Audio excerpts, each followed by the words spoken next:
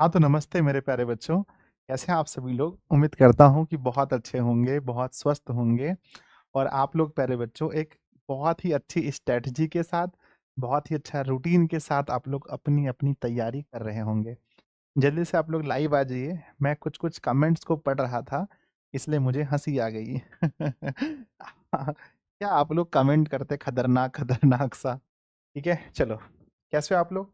कल बच्चों हम क्लास नहीं ले पाए थे, रीज़न शायद कुछ रीज़न था या मेरी क्लासेस सुबह मतलब 5 क्लासेस दिन में ही हो गई थी, तो हो सकता है मैं थक गया होऊँगा। ख़ैर आज मैं स्वस्थ हूँ, बहुत अच्छा हूँ, क्लास में आ चुका हूँ। तो बच्चों हम लोग पढ़ रहे थे बिहार इंटर परीक्षा 2025। गद्य खंड हो रहा है, लगभग आधे में हम लोग पहुँच चुके हैं, चैप्टर नंबर 6 है। एक लेख और एक पत्र हम लोग पढ़ रहे हैं, इसका संपूर्ण अर्थ हम लोग देखने वाले हैं। हमने आप लोगों से कहा था कि मेरे बच्चे हम लोग संपूर्ण अर्थ को 2 क्लास में देखेंगे। चलिए कोशिश करते हैं, अगर एक क्लास में हो जाए तो अच्छी बात है, नहीं होगा तो मायूस मत होना, क्योंकि प्यारे बच्चों हम लोग उस व्यक्ति के बारे में पढ़ने जा रहे हैं, उस व्यक्ति के ज़िंदगी से संबंधित निबंध पढ़ने जा रहे हैं, जिन्हें बच्चों संपूर्ण विश्व, कम से कम संपूर्ण भारत बच्चों बहुत अच्छे से याद रखता है, भगत सिंह के बारे में।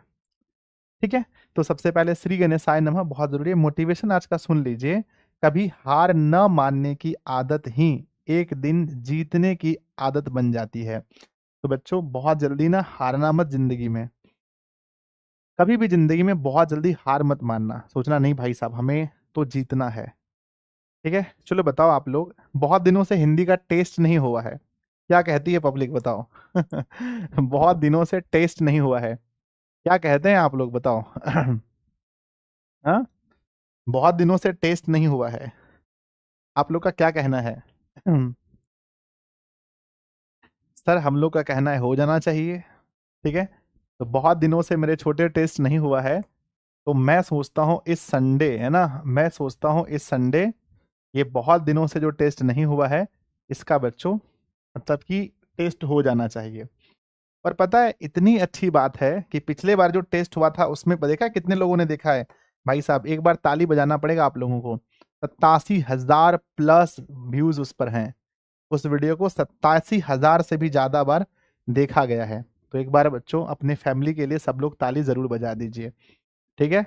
होना चाहिए टेस्ट, इस संडे को लेते हैं टेस्ट। आप लोग तैयार रहिएगा ना? इस संडे को टेस्ट लेते हैं।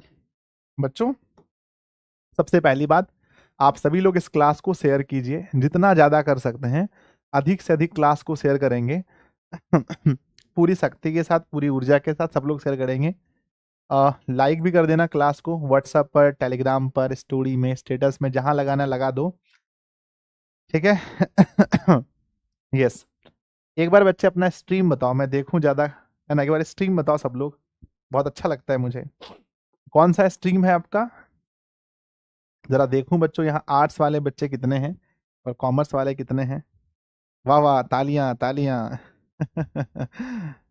मतलब पूरा दिन आप लोग क्लास कर लेते हैं, फिजिक्स, केमिस्ट्री, बायोलॉजी, मैथमेटिक्स सब कुछ हो जाता है, हिस्ट्री, ज्योग्राफी सब कुछ पढ़ने के बाद जब लास्ट में बच्चों हिंदी की क्लास होती है तो बहुत मजा आता है। मेरी भी बच्चों सुबह से science arts, science science science science arts, arts. Science वालों का दबदबा था, दबदबा है और दबदबा रहेगा। बहुत ज़्यादा साइंस वाले बच्चे देखते हैं। खैर कोई नहीं, आर्ट्स वाले बच्चों भी दबदबा धीरे धीरे आगे बढ़ रहा है, हो जाएगा। आ जाओ। लास्ट में जब मैं दिन भर में सारी क्लासेस ले लेता हूँ, 4-5 क्लासेस, जब लास्ट में मैं ये क्लास लेने आता हूँ, तो इस क्लास के बाद बच्चों बहुत सुकून मिलता है, मुझे लगता है एकदम शांति मिलती है। चलो छोटे स्टार्ट करते हैं, है ना? एक चीज़ नहीं भूलने का, और वो क्या है? वो है ड्रीम। एक चीज़ नहीं भूलने का कि हमारा ड्रीम है बच्चों 450 प्लस। अब हमारे पास टाइम कितना बचा है पढ़ने के लिए? बच्चों हमारा एग्ज़ाम कब है? हमारा एग्ज़ाम है बच्चों, मान के चलो कि हमारा जो एग्ज़ाम है वो हमारा फ़ैब में है, 1 फ़ैब को है हमारा एग्ज़ाम। बच्चों हम सिलेबस पढ़ सकते हैं, सिलेबस पढ़ने के लिए हमारे पास मात्र टाइम बचा है अक्टूबर तक। कब तक बच्चों? अक्टूबर तक।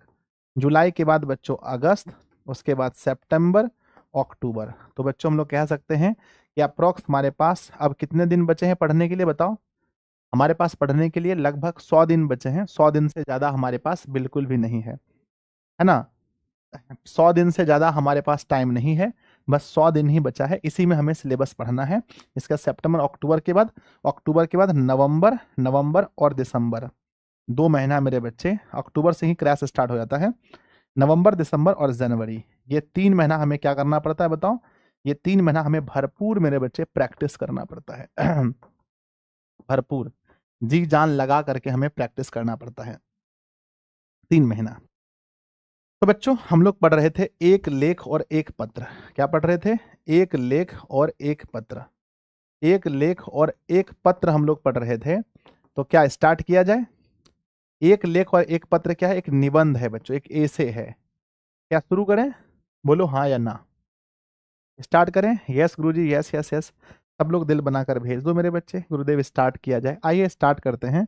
आप लोग कोशिश कीजिएगा कि जितने भी मेन पॉइंट्स होंगे सारे पॉइंट्स को आप लोग याद करने का कोशिश कीजिएगा। आज ही खत्म हो जाए ऐसे हम लोग के ऊपर आज कोई प्रेशर नहीं है। नहीं खत्म होगा तो कल की क्लास में भी हम लोग खत्म कर सकते हैं। लिखा गया है, पहले विद्यार्थी और राजनीति के बारे में बताते हैं। बच्चों देखो, अभी आप लोग गांव समाज में हम लोग सुनते हैं कि विद्यार्थी को राजनीति में नहीं उतरना चाहिए, जबकि भगत सिंह का ऐसा मानना है कि हर स्टूडेंट को जहां गलत हो रहा है वहां राजनीति में उतरना चाहिए। किसी महान व्यक्ति ने कहा था कि यदि आप शिक्षित होकर के राजनीति में नहीं उतरते हैं तो किसी मूर्ख के द्वारा आपके ऊपर शासन किया जाएगा। क्या सुने हैं?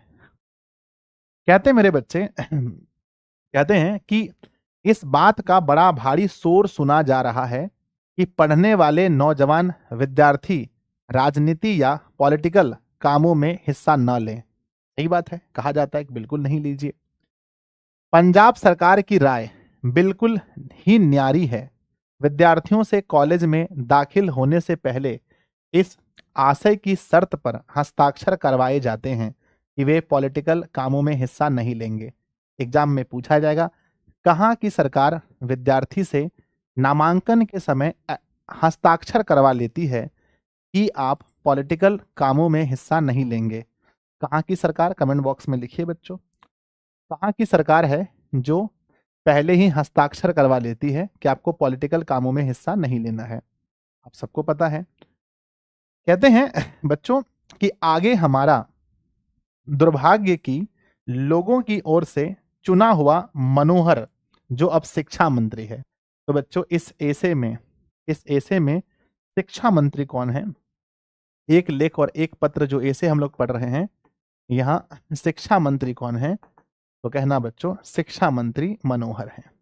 तो यहाँ से 2 ऑब्जेक्टिव निकला कि बच्चों सरकार पूछा जाएगा तो पंजाब की सरकार है, पंजाब की सरकार है जो लोगों को, जो विद्यार्थियों को पहले ही सिग्नेचर करवा लेती है कि देखो भैया आपको किसी भी राजनीतिक काम में हिस्सा नहीं लेना है। पहला ऑब्जेक्टिव बन गया। दूसरा ऑब्जेक्टिव ये है कि इस ऐसे में शिक्षा मंत्री कौन है? तो मनोहर है। 2 ऑब्जेक्टिव बन गया। चलिए बच्चों आगे लिखा गया है बहुत प्यारा सा।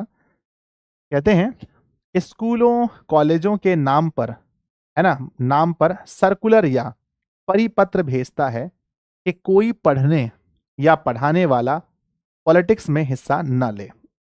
कुछ दिन हुए जब लाहौर में स्टूडेंट्स यूनियन या विद्यार्थी सभा की ओर से विद्यार्थी सप्ताह मनाया जा रहा था। बच्चों एग्जाम में पूछा जाएगा कि विद्यार्थी सप्ताह कहाँ मनाया जा रहा था? आंसर में आप भेज दीजिए विद्यार्थी सप्ताह कहाँ मनाया गया था। हम उम्मीद है आप आंसर भेजेंगे। कहते हैं बच्चों वहां भी सर अब्दुल कादर और प्रोफेसर ईश्वर चंद्र नंदा ने इस बात पर जोर दिया कि विद्यार्थियों को पॉलिटिक्स में हिस्सा नहीं लेना चाहिए। तो बच्चों इस पेज से सिर्फ एक ही हमारा ऑब्जेक्टिव निकलता है कि विद्यार्थी सप्ताह कहाँ मनाया गया था? तो आंसर लाहौर। तीसरे नंबर पेज पर हम पढ़ते हैं पंजाब को राजनीतिक जीवन में सबसे पिछड़ा हुआ कहा जाता है। ऑब्जेक्टिव पूछा जाएगा किसे राजनीतिक जीवन में सबसे पिछड़ा कहा जाता है? आंसर बताइएगा आप लोग। किसे राजनीतिक जीवन में सबसे पिछड़ा कहा जाता है? कहते हैं इसका क्या कारण है? क्या पंजाब में बलिदान कम दिए हैं? इसका कारण स्पष्ट है कि हमारे शिक्षा विभाग के अधिकारी लोग बिल्कुल ही बुद्धू हैं। तो बच्चों, किस विभाग के अधिकारी को किस विभाग के अधिकारी को भगत सिंह बुद्धू कह रहे हैं, बताओ? किस विभाग के अधिकारी को भगत सिंह बुद्धू कह रहे हैं? तो आंसर बताइए बच्चों। आंसर लिखेंगे शिक्षा विभाग। किस विभाग के अधिकारी को भगत सिंह बुद्धू कह रहे हैं? तो कहना बच्चों शिक्षा विभाग। कहते हैं आज पंजाब काउंसिल की कार्रवाई पढ़कर इस बात की अच्छी तरह से पता चलता है कि इसका कारण यह है कि हमारी शिक्षा निकम्मी होती है और फिजूल होती है। तो बच्चों, कहते हैं कि भगत सिंह जो है अपने देश की शिक्षा को, जब हमारा देश गुलाम था उस समय की शिक्षा को क्या कह रहे हैं? उस समय की शिक्षा को एक तो निकम्मी कह रहे हैं, दूसरा फिजूल कह रहे हैं। और विद्यार्थी युवा जगत अपने देश की बातों में कोई हिस्सा नहीं लेता, उन्हें इस संबंध में कोई भी ज्ञान नहीं होता। कहते हैं कि इसकी शिक्षा, मतलब जो भारत में भी शिक्षा चल रही है, इस शिक्षा को पढ़ करके किसी भी युवा के अंदर वो उत्साह पैदा नहीं हो रहा है कि वो देश के लिए लड़े। अगर यहां तक समझ गए बच्चों तो मुझे जल्दी बता दो। यस गुरुजी यस, यहां तक समझ गए एक दिल बनाकर भेज दो। और यहां तक समझ गए कि मतलब अभी तक जो है भारत देश में जो चल रहा है उसके बारे में भगत सिंह कोस रहे हैं, मतलब भगत सिंह कोस रहे हैं। आगे कहते हैं आगे क्या कहते हैं सुनिएगा ध्यान से, बहुत ध्यान से।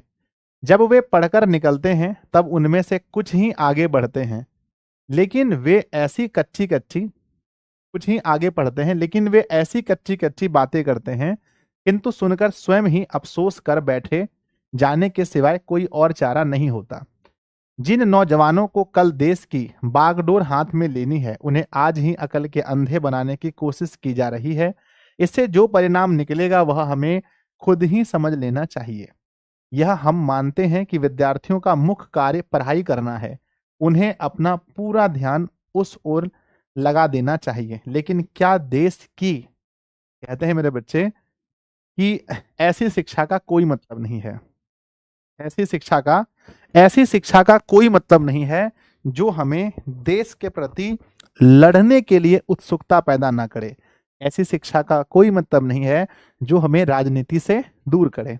तो एग्जाम में पूछा जाएगा, क्या भगत सिंह राजनीति और विद्यार्थी के बारे में क्या कहना चाहते थे? तो उत्तर लिखिएगा, भगत सिंह कहना चाहते थे कि विद्यार्थी को राजनीतिक कामों में हिस्सा लेना चाहिए, उन्हें अपना पूरा ध्यान पढ़ाई पर लगा देना चाहिए, लेकिन देश की परिस्थितियों का ज्ञान और उनके सुधार के उपाय सोचने की योग्यता पैदा करना उस शिक्षा में शामिल नहीं।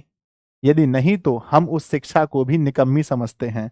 तो बच्चों कहते हैं कि ऐसी शिक्षा जो विद्यार्थी को देश के वर्तमान हालातों से अवगत नहीं कराए, ऐसी शिक्षा जो विद्यार्थी को देश के वर्तमान हालातों से अवगत नहीं कराए, ऐसी शिक्षा को भगत सिंह क्या कहते हैं, बताओ? ऐसी शिक्षा को भगत सिंह क्या कहते हैं? कमेंट बॉक्स में लिखिएगा, हम आगे बढ़ते हैं। जो सिर्फ कलंकी करने के लिए ही हासिल की जाए, ऐसी शिक्षा की जरूरत ही क्या। कुछ ज्यादा चालाक आदमी यह कहते हैं, काका तुम पॉलिटिक्स के अनुसार पढ़ो और सोचो जरूर, लेकिन कोई व्यवहारिक हिस्सा ना लो, तुम अधिक योग्य होकर देश के लिए फायदेमंद साबित होगे। कुछ लोग कहते हैं भाई पॉलिटिक्स तो पढ़ो, यानी बहुत सारे स्टूडेंट का यहाँ पॉलिटिकल विज्ञान है ना आप लोगों का, है ना, कहते हैं सिविक्स पढ़िए लेकिन उसका उपयोग मत कीजिए। बात बड़ी सुंदर लगती है, लेकिन हम इसे भी रद्द करते हैं क्योंकि यह भी सिर्फ ऊपरी बात है। इस बात से यह स्पष्ट हो जाता है कि एक दिन विद्यार्थी एक पुस्तक appeal to the young prince Kropotkin पढ़ रहा था। एक प्रोफेसर साहब कहने लगे, यह कौन सी पुस्तक है? और यह तो किसी बंगाली का नाम जान पड़ता है। लड़का बोल पड़ा, प्रिंस क्रोपोटकिन का नाम बड़ा प्रसिद्ध है, वे अर्थशास्त्र के विद्वान हैं। वे अर्थशास्त्र के विद्वान हैं। यहाँ एक घटना बता रहे हैं कि एक विद्यार्थी जो है एक पुस्तक पढ़ रहे थे, जिसका नाम क्या था बताओ। एक विद्यार्थी जो है बैठकर पुस्तक पढ़ रहे थे, इसका नाम क्या था, कहना बच्चों, है ना, कहना कि पुस्तक का नाम था appeal to the young. Appeal to the young पुस्तक पढ़ रहे थे। खैर ये क्वेश्चन नहीं पूछा जाएगा। तो बच्चों एक क्वेश्चन ये जरूर पूछा जा सकता है कि बताइए प्रिंस क्रोपोटकिन क्या थे।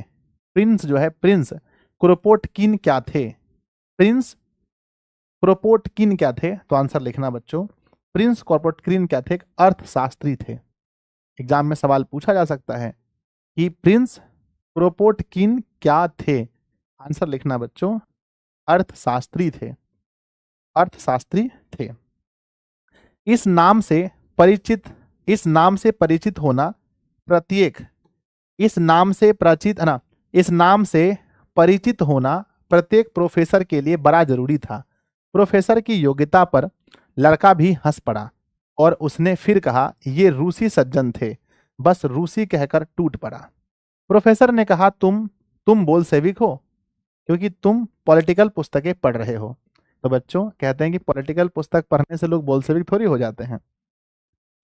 आगे आगे लिखते हैं, देखिए देखिए आप प्रोफेसर की योग्यता, देखिए आप, देखिए आप प्रोफेसर की योग्यता।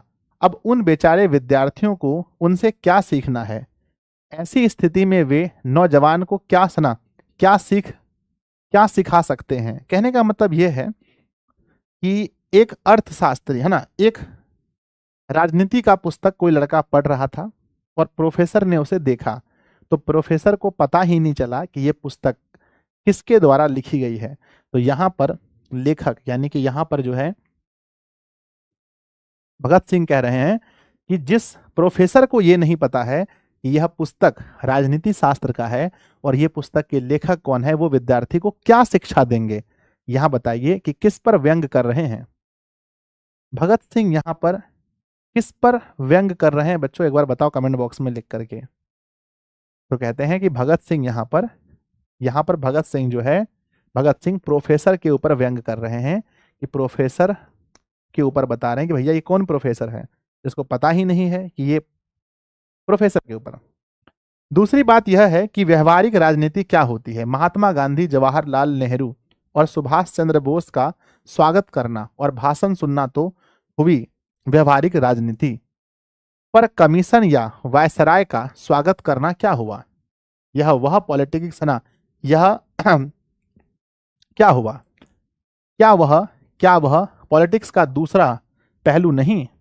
सरकारों और देशों के प्रबंध से संबंधित कोई भी बात पॉलिटिक्स के मैदान में ही गिनी जाएगी।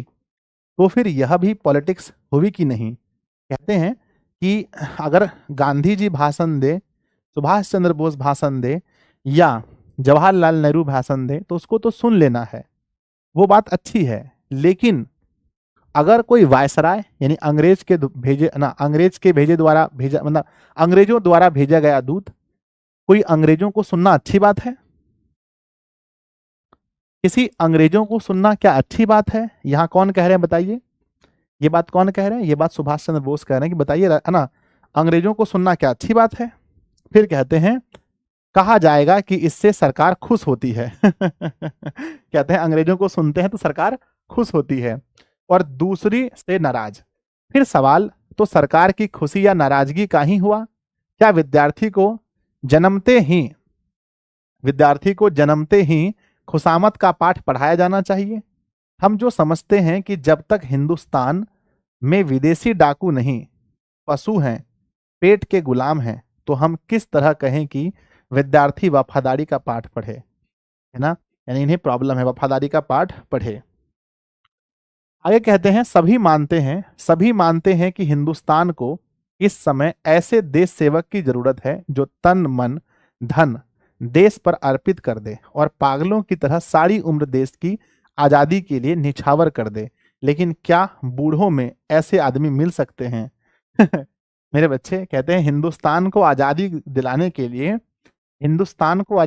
के लिए ऐसे इंसान चाहिए जो तन मन और धन से देश के लिए लड़े।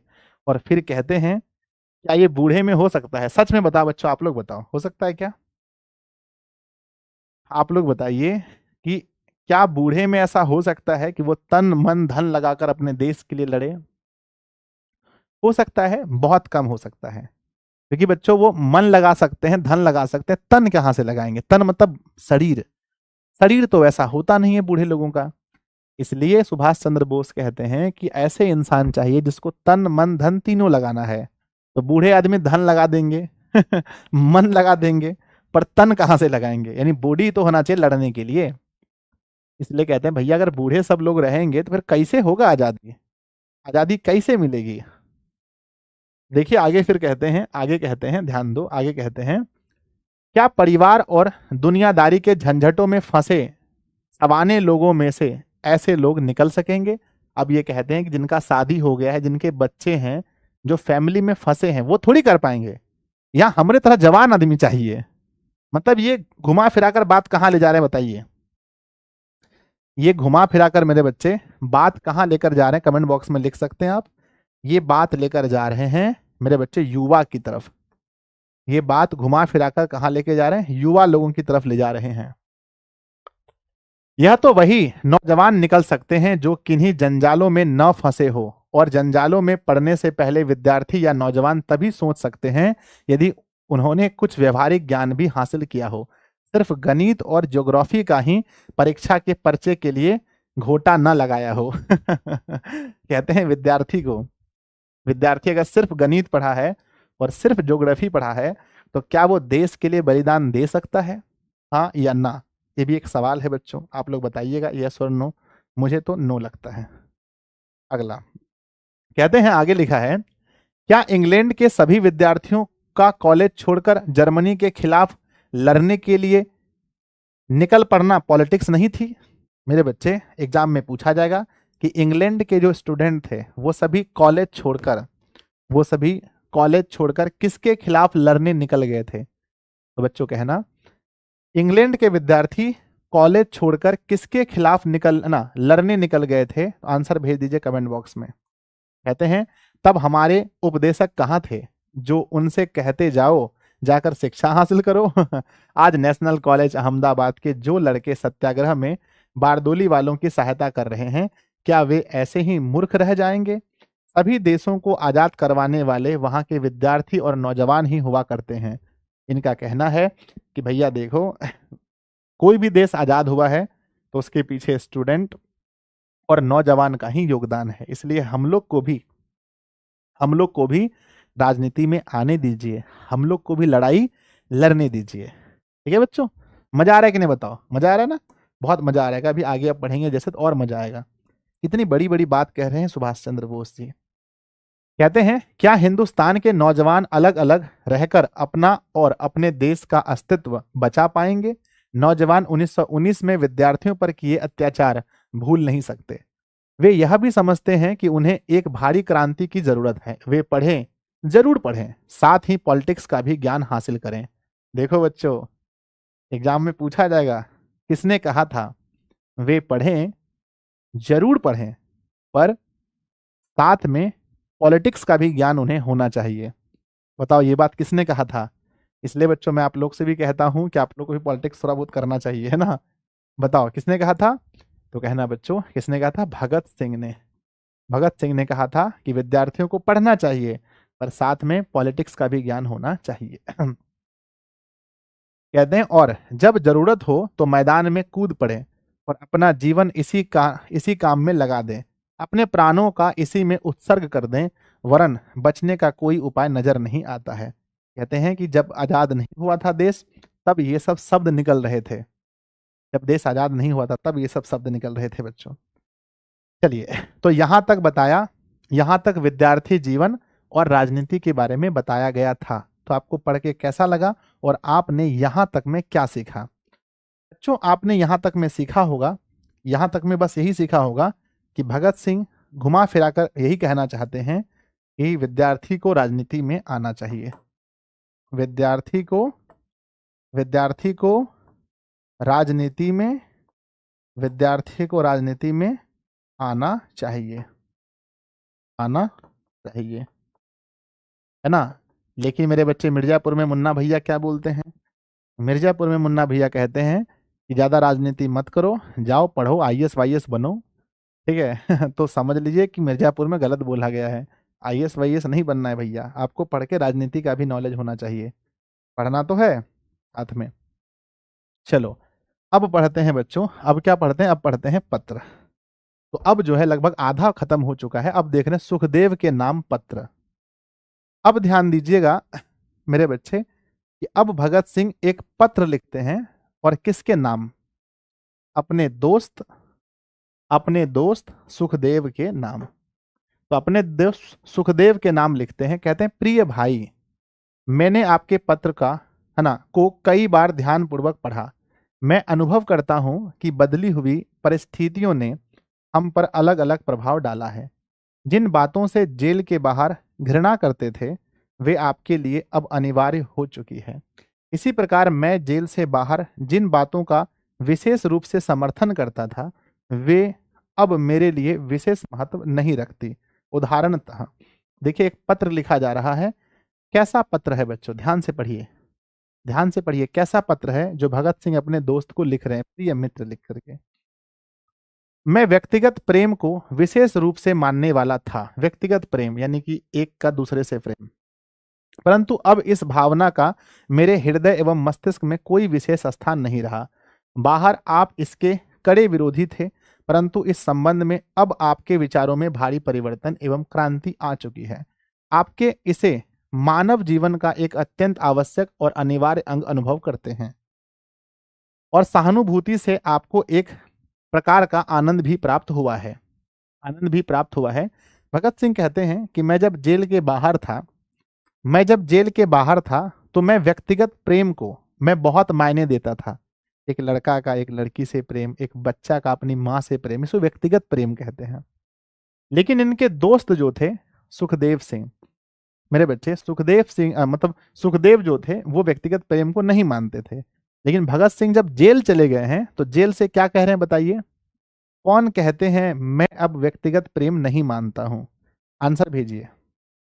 कौन कहते हैं कि मैं अब व्यक्तिगत प्रेम नहीं मानता हूं, व्यक्तिगत प्रेम नहीं मानता हूं, ऐसा कौन कहता है, व्यक्तिगत प्रेम नहीं मानता। तो याद रखना बच्चों, ऐसा कहता है भगत सिंह। भगत सिंह कहते हैं कि अब मैं व्यक्तिगत प्रेम नहीं मानता हूं, और उल्टा हो गया है, आप पहले नहीं मानते थे लेकिन अब आप व्यक्तिगत प्रेम मानने लगे हैं। तो कहते हैं हम दोनों में बहुत परिवर्तन हुआ है। आगे लिखते हैं, आपको याद होगा आपको याद होगा कि एक दिन मैंने आत्महत्या के विषय में आपसे चर्चा की थी। भाई साहब,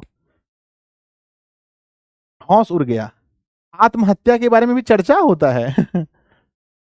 तब मैंने आपको बताया था कि कई परिस्थितियों में आत्महत्या उचित हो सकती है, परंतु आपने मेरे दृष्टिकोण का विरोध किया था। मुझे उस चर्चा का समय एवं स्थान भली प्रकार याद है। हमारी यह बात शहंशाही कुटिया में शाम के समय हुई थी। एग्जाम में पूछा जाएगा कि भगत सिंह और सुखदेव आत्महत्या पर चर्चा कहाँ किए थे, आत्महत्या पर चर्चा किस जगह पर किए थे। कहना बच्चों शहंशाही कुटिया में। क्या कहना, शहंशाही कुटिया में। कहते हैं आपने मजाक के रूप में हंसते हुए कहा था कि इस प्रकार की कायरता का कार्य कभी उचित नहीं माना जा सकता है। आपने कहा था आपने कहा था कि इस प्रकार का कार्य भयानक और घृणित है, परंतु इस विषय पर भी मैं देखता हूं कि आपकी राय बिल्कुल बदल चुकी है। अब आप उसे कुछ कुछ अवस्थाओं में न केवल उचित वरन अनिवार्य एवं आवश्यक अनुभव करते हैं। मेरी इस विषय में अब वही राय है जो पहले आपकी थी, अर्थात आत्महत्या एक घृणित अपराध है। बच्चों पूछा जाएगा क्या एक घृणित अपराध है, निम्नलिखित में से क्या एक घृणित अपराध है, आंसर बताइए। निम्नलिखित में से क्या एक घृणित अपराध है, तो कहना आत्महत्या। निम्नलिखित में से क्या एक घृणित अपराध है ना। खतरनाक टॉपिक था गुरुजी छात्र का, है ना। मैंने बोला बच्चों कि क्या एक घृणित, है ना, घृणित अपराध है, कहना आत्महत्या। कहते हैं यह पूर्णतः कायरता का कार्य है। क्रांतिकारी का तो कहना ही क्या, कोई भी मनुष्य ऐसे कार्य को उचित नहीं ठहरा सकता है, कोई भी इंसान इसको, है ना, उचित नहीं ठहरा सकता है बच्चों। कोई भी इसको उचित नहीं ठहरा सकता है। कोई भी इसको उचित नहीं ठहरा सकता है। आगे लिखा है बच्चों, आप कहते हैं ना, आप कहते हैं कि आप यह नहीं समझ सके कि केवल कष्ट सहने से आप अपने देश की सेवा किस प्रकार कर सकते हैं। आप जैसे व्यक्ति की ओर से ऐसा प्रश्न करना बड़े आश्चर्य की बात है। कौन कह रहे हैं बताइए? भगत सिंह कह रहे हैं कि आत्महत्या वाला प्रश्न करना, आपके तरफ से यह प्रश्न आया है, बहुत आश्चर्य की बात है। क्योंकि नौजवान भारत सभा के ध्येय सेवा द्वारा कष्टों को सहन करना एवं बलिदान करना को हमने सोच समझकर कितना प्यार किया था। मैं यह समझता हूं कि आपने अधिक से अधिक संभव सेवा की। अब वह समय है कि जो कुछ आपने किया है उसके लिए कष्ट उठाएं। दूसरी बात यह है कि यही वह अवसर है जब आपको सारी जनता का नेतृत्व करना है। अरे बच्चों बताइए, क्या आज के युवा, क्या आज के दो दोस्त ऐसे बात करते हैं? क्या आज के दो दोस्तों में ऐसी बात हो सकती है? बोलो हाँ या ना। तो मैं कहूंगा बच्चों बिल्कुल नहीं। ऐसा अभी हम लोग शायद ही, हम लोग अभी ये पॉसिबल नहीं है। समझिए उस समय लोगों की मेंटलिटी क्या थी, अभी की मेंटलिटी, अभी के लोगों का दिमाग कहाँ भटक गया है।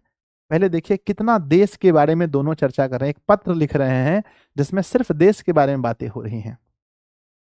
कहते हैं, आगे लिखते हैं मेरे बच्चे, आगे लिखते हैं, आगे कह रहे हैं कि मानव किसी भी कार्य को उचित मानकर ही करता है। जैसे कि हमने, है ना, लेजिस्लेटिव असेंबली में बम फेंकने का कार्य किया था। एग्जाम में पूछा जाएगा भगत सिंह और सुखदेव मिलकर कहां पर बम फेंके थे। कहना बच्चों लेजिस्लेटिव लेजिस्लेटिव असेंबली में। कहा बच्चों? तो असेंबली में बम फेंका था, याद रखिएगा, लेजिस्लेटिव असेंबली में दोनों मिलकर बम फेंका था। कहते हैं कार्य करने के पश्चात उसका परिणाम और उसका फल भोगने की बारी आती है। जब भी हम कुछ काम करते हैं तो फिर आता है परिणाम, फिर आता है ना, फिर आता है परिणाम और उसका फल भोगना। क्या आपका यह विचार है कि यदि हमने दया के लिए गिड़गिड़ाते हुए दंड से बचने का प्रयत्न किया होता तो हमारा यह कार्य उचित होता? नहीं, इसका प्रभाव लोगों पर उल्टा होता। अब हम अपने लक्ष्य में पूर्णतः सफल हुए। यानी कहते हैं कि मतलब गिड़गिड़ा कर अगर माफी मांगते, बाबू बाबू गलती हो गया, गलती से बम फेंक दिए, तो क्या इसका प्रभाव भारतीय लोगों पर पॉजिटिव पड़ता है या नेगेटिव? बताइए। भगत सिंह कह रहे हैं कि हम लोग सोच समझकर बम फेंके थे और फेंकने के बाद जो भी परिणाम हुआ उसको भुगतना पड़ेगा। जो भी परिणाम हुआ उसको हम भुगतने के लिए तैयार हैं। अगर हम माफी मांगते या गिड़गिड़ाते तो इसका उल्टा प्रभाव पड़ता हम लोग के ऊपर। अगला सवाल है, बंदी होने के समय हमारी संस्था के राजनीतिक बंदियों की दशा अत्यंत दयनीय थी। हमने उसे सुधारने का प्रयास आरंभ कर दिया। मैं आपको पूरी गंभीरता से बताता हूं कि हमें यह विश्वास था कि हम बहुत कम समय के भीतर ही मर जाएंगे। हमें उपवास की स्थिति में कृत्रिम रीति से भोजन दिए जाने का न तो ज्ञान ही था, न हमें यह विचार सूझता ही था। हम तो मृत्यु के लिए तैयार थे। क्या आपका यह अभिप्राय है कि हम आत्महत्या करना चाहते थे? है ना, कितना प्यारा सा पत्र लिखा है बच्चों। नहीं, प्रयत्नशील होना एवं श्रेष्ठ और उत्कृष्ट आदर्श के लिए जीवन दे देना कदापि आत्महत्या नहीं कही जा सकती। हमारे मित्र श्री यतीन्द्रनाथ दास की मृत्यु तो स्पृहणीय है। क्या आप इसे आत्महत्या कहेंगे? हमारा कष्ट सहन करना फलीभूत हुआ। समस्त देश में एक विराट और सर्वव्यापी आंदोलन शुरू हो गया। हम अपने लक्ष्य में सफल हुए। इस प्रकार के संघर्ष में मरना एक आदर्श मृत्यु है। बच्चों एग्जाम में पूछा जाएगा देश के लिए संघर्ष करके मरना कैसी मृत्यु है? कमेंट बॉक्स में लिखिए, है ना। देश के लिए संघर्ष करके मरना कैसी मृत्यु है? तो कहना बच्चों आदर्श मृत्यु है। देश के लिए संघर्ष करके मरना कैसी मृत्यु है? आदर्श मृत्यु है। आगे लिखा है मेरे बच्चे, इसके अतिरिक्त हम में से जिन लोगों को यह विश्वास है कि उनको मृत्यु दंड दिया जाएगा, उनको धैर्यपूर्वक उस दिन का प्रतीक्षा करना चाहिए जब यह सजा सुनाई जाएगी। भाई साहब देखिए, सजा की भी प्रतीक्षा, और तत्पश्चात उन्हें फांसी दी जाएगी। यह मृत्यु भी सुंदर होगी, परंतु आत्महत्या करना केवल, है ना, केवल कुछ दुखों से बचने के लिए अपने जीवन को समाप्त कर देना तो कायरता है। बच्चों एग्जाम में पूछा जाएगा कि भगत सिंह ने आत्महत्या को क्या बताया है। बताओ आत्महत्या को भगत सिंह ने क्या बताया है। तो मेरे सभी बच्चे आंसर लिखेंगे कि आत्महत्या को भगत सिंह ने क्या बताया है। तो कहना बच्चों कि आत्महत्या को भगत सिंह ने कायरता बताया है। बोलो आंसर में लिखो भाई साहब क्या बताया है, कायरता बताया है। कहते हैं मैं आपको बताना चाहता हूं कि विपत्तियां व्यक्ति को पूर्ण बनाने वाली होती हैं। मैं और आप वरन मैं कहूंगा हम में से किसी ने भी किंचित कष्ट सहन नहीं किया। हमारे जीवन का यह भाग तो अभी आरंभ होता है। आपको यह याद होगा कि अनेक बार इस विषय पर हमने बातचीत की है। रूसी साहित्य के प्रत्येक स्थान पर जो वास्तविकता मिलती है वह हमारे साहित्य में कदापि नहीं दिखाई देती। हम उनकी कहानियों में कष्टों और दुखमयी स्थितियों को बहुत पसंद करते हैं, परंतु कष्ट सहन की इस भावना को अपने भीतर अनुभव नहीं करते। हम उनके उन्माद और उनके चरित्र की असाधारणता ऊंचाइयों के प्रशंसक हैं, परंतु इसके कारणों पर सोच विचार करने की कभी चिंता नहीं करते। मैं कहूंगा कि केवल विपत्तियां सहन करने के साहित्य में उल्लेख ने ही उन कहानियों में सहृदयता, दर्द की गहरी चीष्ट और उनके उनके चरित्र तथा साहित्य में ऊंचाई उत्पन्न की है। हमारी दशा उस समय दयनीय और हास्यपद होती जाती है जब हम अपने जीवन में अकारण ही रहस्यवाद प्रविष्ट कर लेते हैं, यद्यपि इसके लिए कोई प्राकृतिक या ठोस आधार नहीं होता। हमारे जैसे व्यक्तियों को जो प्रत्येक दृष्टि से क्रांतिकारी होने का गर्व करते हैं। बच्चों भगत सिंह अपने आप को क्या मानते थे बताओ। भगत सिंह अपने आप को क्या मानते थे। तो लिखना क्रांतिकारी मानते थे। कहते हैं सदैव, बच्चों सदैव हर प्रकार से उन विपत्तियों, चिंताओं, दुखों और कष्टों को सहन करने के लिए तत्पर रहना चाहिए जिनको हम स्वयं आरंभ किए संघर्ष के द्वारा आमंत्रित करते हैं एवं जिनके कारण हम अपने आप को क्रांतिकारी कहते हैं। मैं आपको बताता हूं कि जेलों में और केवल जेलों में ही कोई व्यक्ति अपराध एवं पाप जैसे महान सामाजिक विषय का प्रत्यक्ष अध्ययन करने का अवसर पा सकता है। मैंने इस विषय पर कुछ साहित्य पढ़ा और जेलें ही ऐसे विषयों का स्व अध्याय करने के लिए सबसे अधिक उपयुक्त स्थान है। स्व अध्याय का सर्वश्रेष्ठ भाग है स्वयं कष्टों को सहना। बच्चों कहते हैं कि सेल्फ स्टडी का सबसे अच्छा जगह किसको बताएं बताइए। भगत सिंह ने सेल्फ स्टडी का सबसे अच्छा जगह किसको बताया है। सबसे अच्छा जगह मेरे बच्चे जेल को बताया है, जेल को सेल्फ स्टडी का। और स्वाध्याय का सबसे अच्छा भाग है स्वयं कष्टों को सहना। बच्चों सेल्फ स्टडी का सबसे अच्छा भाग क्या बताया है ना, स्व अध्याय का सबसे अच्छा भाग, स्व अध्याय का सबसे अच्छा भाग, स्वाध्याय का सबसे अच्छा भाग किसको माना है, सबसे अच्छा भाग। तो स्व अध्याय का सबसे अच्छा भाग माना है बच्चों स्वयं कष्टों को सहना, स्वयं कष्ट को सहना, स्वयं कष्टों को सहना, स्वयं कष्टों को सहना। बच्चों याद रखना, ठीक है। आगे बढ़ते हैं, लास्ट पेज हम पढ़ेंगे इसको, इसके बाद हम लोग कल पढ़ेंगे। बच्चों कहते हैं आप भली प्रकार जानते हैं कि रूस में राजनीतिक बंदियों का बंदी गृहों में विपत्तियां सहन करना ही जारशाही का तख्ता उलटने के पश्चात उनके द्वारा जेलों के प्रबंध में क्रांति लाए जाने का सबसे बड़ा कारण था। क्या भारत को ऐसे व्यक्तियों की आवश्यकता नहीं है जो इस समय पूर्णतः परिचित हों और इस समय का निजी अनुभव रखते हों। तो पहले बच्चों तो यहाँ से हम लोग कल आगे पढ़ेंगे। क्या आप सभी लोग कल के लिए तैयार हैं।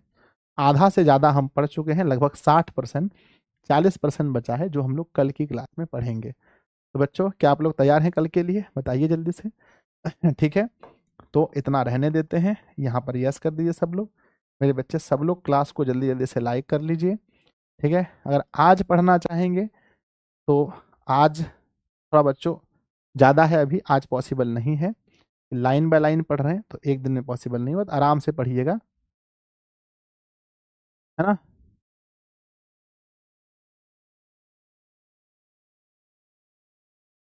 अच्छा शायद यहाँ तक ही है बच्चों, शायद 54 तक है, हो सकता है 20 पेज बचा है, 20 पेज बचा है। बोलो क्या करें, बहुत फास्ट पढ़ दें या छोड़ दें। लेखक परिचय हो गया सर? हाँ, लेखक परिचय हो गया है बच्चों। 20 पेज बचा है, आप बोलोगे तो पढ़ लेंगे, या तो कल बोलोगे तो पूरा पढ़ के क्वेश्चन आंसर भी कल ही करा देंगे।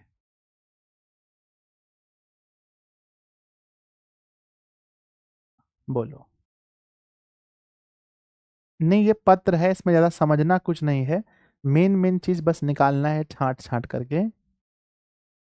इसमें कुछ समझने वाली बात नहीं है बच्चों, पत्र है।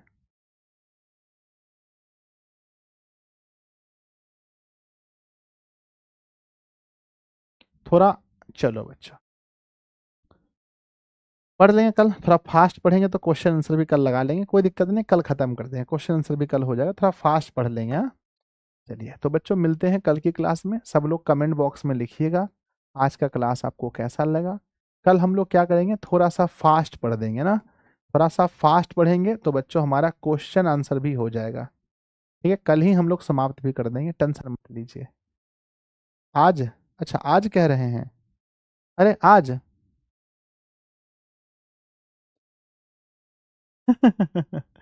अरे पगलू, थोड़ा बहुत, अरे पत्र ही तो पढ़ना है, कुछ है थोड़ी इसमें, बोलोगे थोड़ा और पढ़ देते हैं, 35 तक हुआ है। ठीक है, 40 में लाकर छोड़ते हैं, 40 में, ठीक है, 5 पेज और, 5 पेज और पढ़ देते हैं। कहते हैं बच्चों, केवल यह कह देना कि दूसरे कोई इस काम को कर लेना या इस कार्य को करने के लिए बहुत लोग हैं, किसी प्रकार भी उचित नहीं कहा जा सकता है। इस प्रकार जो लोग क्रांतिकारी क्षेत्र के कार्यों का भार दूसरे लोगों पर छोड़ने को, है ना, अप्रतिष्ठानपूर्ण एवं घृणित समझते हैं, उन्हें पूरी लगन के साथ वर्तमान व्यवस्था के विरुद्ध संघर्ष आरंभ कर देना चाहिए।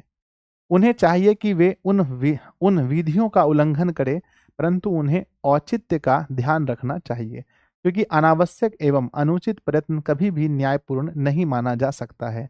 इस प्रकार का आंदोलन क्रांति के कार्यालय को बहुत सीमा तक कम कर देगा।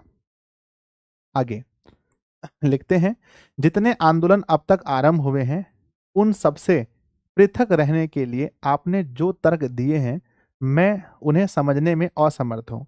कुछ मित्र ऐसे हैं जो या तो मूर्ख हैं या नासमझ हैं। तो बच्चों कहते हैं मित्रों को क्या कहते हैं भगत सिंह? कहते हैं या तो मूर्ख हैं या तो नासमझ हैं। वे आपके इस व्यवहार को, जिसे वे स्वयं कहते हैं कि हमें किंचित भी नहीं समझ सकते क्योंकि आप उनसे बहुत ऊंचे और उनकी समझ से बहुत बड़े हैं, अनोखा और अद्भुत समझते हैं। वास्तव में यदि आप यह अनुभव करते हैं कि बंदी गृह का जीवन वास्तव में अपमानपूर्ण है, तो आप उसके विरुद्ध आंदोलन करके उसे सुधारने का प्रयास क्यों नहीं करते? संभवतः आप यह कहेंगे कि यह संघर्ष सफल नहीं हो सकता, परंतु यह तो वही तर्क है जिसकी आड़ लेकर साधारणतः निर्बल लोग प्रत्येक आंदोलन से बचना चाहते हैं। यह वह उत्तर है जिसे जिसे उन लोगों से सुनते रहे जो जेल से बाहर क्रांतिकारी प्रयत्नों में सम्मिलित होने से जान बचाना चाहते हैं। क्या आज यही उत्तर मैं आपके मुख से सुनूंगा? मुझे मुट्ठी भर कार्यकर्ताओं के आधार पर संगठित हमारी पार्टी अपने लक्ष्यों और आदर्शों की तुलना में क्या कर सकती है?